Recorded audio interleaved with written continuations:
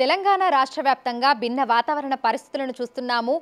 అక్కడక్కడ విపరీతమైనటువంటి ఎండ, అదేవిధంగా తేలికపాటి నుంచి మోస్తరు వర్షాలు కూడా కురుస్తున్నాయి. మరి బంగాళాఖాతంలో ప్రస్తుతం పరిస్థితి ఏ విధంగా ఉంది? రానున్న రోజుల్లో తెలంగాణ రాష్ట్ర వ్యాప్తంగా ఏ విధమైనటువంటి వాతావరణ పరిస్థితులు ఉండే అవకాశం ఉంది ఏంటి అనేది కూడా తెలుసుకుందాము. మనతో పాటు వాతావరణ శాఖ అధికారి శ్రావణి గారు ఉన్నారు. మిగతా విషయాలను ఆవిడ మాటల్లోనే అడిగి తెలుసుకుందాం. నమస్తే మ్యామ్. మ్యామ్, 2 రోజుల నుంచి చూస్తున్నాము అక్కడక్కడ తేలికపాటి నుంచి మోస్తరు వర్షాలు, ఎండ తీవ్రతకు కూడా ఉంటుంది. సో బంగాళాఖాతంలో ప్రస్తుతం పరిస్థితి ఏ విధంగా ఉంది అంటారు? ప్రస్తుతం చూసుకున్నట్టయితే ఒక ఉపరితల ఆవర్తనం అనేది కొనసాగుతుంది. ముఖ్యంగా మనకి విదర్భ పరిసర ప్రాంతాల నుండి అంటే ఈస్ట్ మధ్యప్రదేశ్ నుంచి విదర్భ, తెలంగాణ, దక్షిణ కోస్తా ఆంధ్ర పరిసర ప్రాంతాల మీదుగా ఒక ఉపరితల ఆవర్తనం అయితే కొనసాగుతుంది. ఈ ఉపరితల ఆవర్తన ప్రభావం వల్ల మనకి అక్కడక్కడ ఒక చెదురుమెదురుగా ఉరుములు మెరుపులతో కూడిన వర్షపాతం నమోదే అవకాశం ఉంది. మనం గత 24 గంటల్లో చూసుకున్నట్లయితే కరీంనగర్ పరిసర ప్రాంతాల్లో అధికంగా మనకి 11 సెంటీమీటర్ల వరకు కూడా వర్షపాతం నమోదవడం జరిగింది. అదే విధమైన వాతావరణం అంటే అంత భారీ వర్షపాతం సూచన లేకపోయినప్పటికీ ఈ 3 రోజులు కూడా అక్కడక్కడ మనకు ఉరుములు మెరుపులతో కూడిన వర్షపాతంతో పాటుగా అక్కడక్కడ గంటకి ఈదురుగాలులు 30 నుంచి 40 కిలోమీటర్ల వేగంతో కూడా వీచే అవకాశం ఉంది. రాష్ట్రం మొత్తం మీదుగా చెదురుమదురుగా ఈ ఉరుముల మెరుపులతో కూడిన వర్షపాతం నమోదే అవకాశం ఉంది. పగటిపూట కొద్దిగా ఎండవేడి వాతావరణం అన్న సాయంత్రం మధ్యాహ్నం 3-4 గంటల నుంచి కొద్దిగా మేఘావృతమైన వాతావరణం ఏర్పడి ఈ ఉరుములతో కూడిన వర్షపాతం నమోదే అవకాశం ఉందన్నమాట.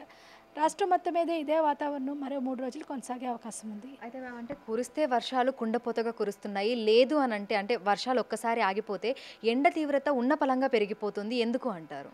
అంటే దాదాపుగా మనకి మాయిశ్చర్ ఎండ తీవ్రత అంటే ఉష్ణోగ్రతతో కాకుండా ఈ ఈ ఋతుపవనాల కాలంలో మనకి మాయిశ్చర్ అనేది ఎక్కువగా ఉంటుంది. అంటే హ్యూమిడిటీ ఆర్ద్రత శాతం ఎక్కువగా ఉండడం వల్ల కొద్దిగా మనకి ఉష్ణోగ్రతలు వచ్చినప్పటికీ మనకి ఉక్కపోత వాతావరణం అనేది ఉంటుందన్నమాట. ఈ గాల్లో తేమ శాతం అధికంగా ఉండడము, కొద్దిగా ఉష్ణోగ్రత పెరిగేసి అంటే మేఘాలు పూర్తిగా క్లియర్ అయ్యి మనకి వచ్చినప్పుడు ఈ ఉష్ణోగ్రతలు పెరిగినప్పుడు కొద్దిగా ఆర్ద్రత తేమతో కూడిన వాతావరణం వల్ల ఈ ఉక్కపోత వాతావరణం అనేది ఏర్పడుతూ ఉంటుంది. ఈ 3 రోజులు కూడా ఏంటంటే అక్కడక్కడ ఉరుములు మెరుపులతో కూడిన వర్షపాతం నమోదే అవకాశం కనిపిస్తుంది. సో గరిష్ట ఉష్ణోగ్రతలు ప్రస్తుతం ఎంత మేరకు నమోదవుతున్నాయని చెప్పుకోవచ్చు? ప్రస్తుతానికి సాధారణంగానే నమోదవుతున్నాయి. మనకి 30 నుంచి 31 మధ్యలోనే నమోదవుతున్నాయి. రాత్రిపూట ఉష్ణోగ్రతలు కూడా మనకి సాధారణంగానే నమోదవుతున్నాయి. 21 నుంచి 22 మధ్యలో నమోదవుతున్నాయి.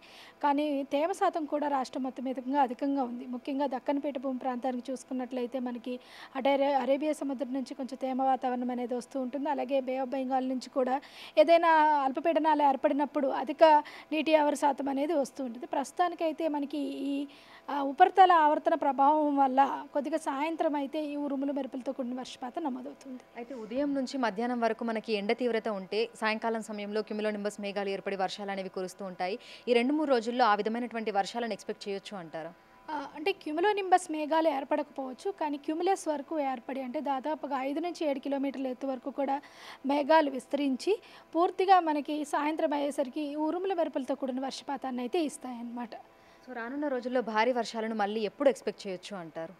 ప్రస్తుతానికి దాదాపుగా ఈ 5 రోజులు కూడా ఇటువంటి వాతావరణమే ఉంటుంది. మనకి ఇప్పుడు ఋతుపవనాలు తిరోగమన కాలంలో ఉన్నాయి. మనకి ఉత్తర రాజస్థాన్ పరిసర ప్రాంతాల్లో కొద్దిగా ఋతుపవనాలు తిరోగమనం అనేది కనిపిస్తూ ఉంది.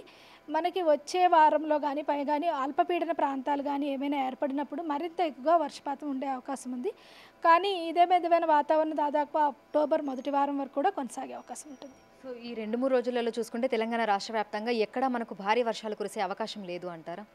ఈరోజు మనకి అక్కడక్కడ ఉండే అవకాశం ఉంది. ముఖ్యంగా ఉత్తర ఆదిలాబాద్ కానీ ఆసిఫాబాద్ ఈ పరిసర ప్రాంతాల్లో, దక్షిణ జిల్లాల్లో కూడా అక్కడక్కడ ఏదైతే ఈ ఉపరితల ఆవర్తనం అనేది ప్రసరింపజేస్తుందో ముఖ్యంగా ఈ విదర్భకి దగ్గరలో ఉన్న ప్రదేశాలు కానీ, దక్షిణ సౌత్ కోస్తా ఆంధ్రాకి దగ్గరగా ఉన్న ప్రదేశాలు కానీ అంటే నాగర్ కర్నూలు కానీ కొద్దిగా ఇటు నుంచి యాదాద్రి భువనగిరి కానీ సాయంత్రం పూట కొద్దిగా ఉరుముల మెరుపులతో కూడిన వర్షపాతంతో దాదాపుగా 5 నుంచి 8 సెంటీమీటర్ల వర్షపాతం వరకు కూడా కురిసే అవకాశం ఉంది. సో జీహెచ్ఎంసీ పరిధిలో చూసుకుంటే వాతావరణం ఏ విధంగా ఉండే అవకాశం ఉంది అంటారు?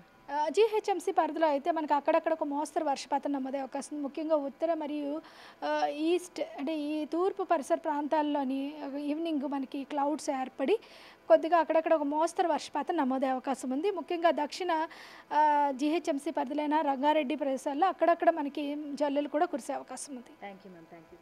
సో ప్రస్తుతం చూస్తే ఇటు హైదరాబాద్తో పాటు తెలంగాణ రాష్ట్ర వ్యాప్తంగా కూడా భిన్న వాతావరణ పరిస్థితులను అయితే చూస్తున్నాము. ప్రస్తుతం ఉపరితల ఆవర్తన ప్రభావంతో తేలికపాటి నుంచి మోస్తారు వర్షాలు కురిసే అవకాశం ఉన్నట్లుగా కూడా అధికారులు అయితే తెలుపుతున్నారు. అయితే ఉదయం నుంచి మధ్యాహ్నం వరకు కూడా ఉక్కపోత వాతావరణం అనేది ఉంటుంది. ఇక సాయంకాలం సమయంలో ఉరుములు మెరుపులు ఈదురుగాలులు గంటకు 30 నుంచి 40 కిలోమీటర్ల వేగంతో ఈదురుగాలులు వీస్తూ తేలికపాటి నుంచి మోస్తరు వర్షాలు అక్కడక్కడ భారీ వర్షాలు కురిసే అవకాశం ఉన్నట్లుగా కూడా తెలుపుతున్నారు. విడుదల వంశీతో అంజుమ, బిగ్ టీవీ, హైదరాబాద్.